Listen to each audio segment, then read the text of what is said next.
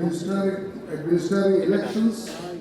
জাতীয় নির্বাচন ও গণভোটকে কেন্দ্র করে নির্বাচন কমিশনের আনুষ্ঠানিক প্রস্তুতির শেষ দিন আজ দুপুরে রাজধানীর ইন্টারকন্টিনেন্টালে দেশি বিদেশি হাজারের বেশি সাংবাদিক ও পর্যবেক্ষকদের নিয়ে প্রেস ব্রিফিং করে নির্বাচন commission.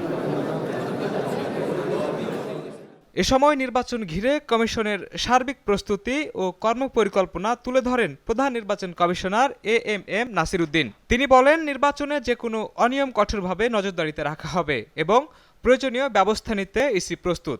Transparency remains a cornerstone of our election management.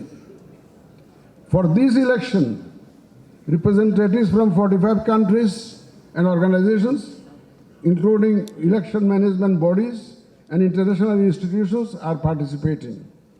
এই অনুষ্ঠানে সাংবাদিক ও পর্যবেক্ষকদের গুরুত্ব উল্লেখ করে সিএসি বলেন, ভোটের মাঠের প্রকৃত চিত্র দেশের মানুষের সামনে তুলে ধরতে সহযোগিতা অত্যন্ত প্রয়োজন। Journalists serve as a vital lens through which deviations, if any, can be identified. In this manner, your engagement is profoundly meaningful for ensuring the highest level of clarity and public confidence in this election. এক প্রশ্নের জবাবে নির্বাচন commissioner Sanaullah জানান, কার্যক্রম নিষিদ্ধ আওয়ামী লীগের অনুপস্থিতিতে ভোটের হারে কোনো প্রভাব পড়বে না। আইনশৃঙ্খলা বাহিনীরও কঠোর অবস্থানে রয়েছে, ফলে সহিংসতার সুযোগ খুবই কম। The context of this election must not be forgotten.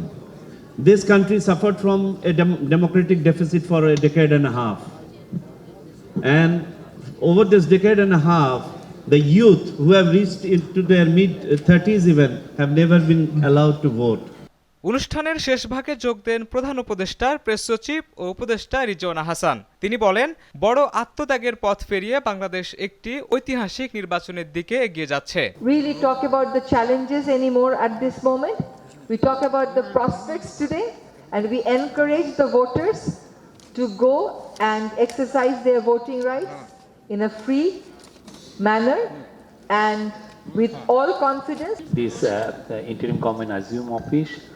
There have been massive misinformation campaign from the Indian media, which was quite unfortunate.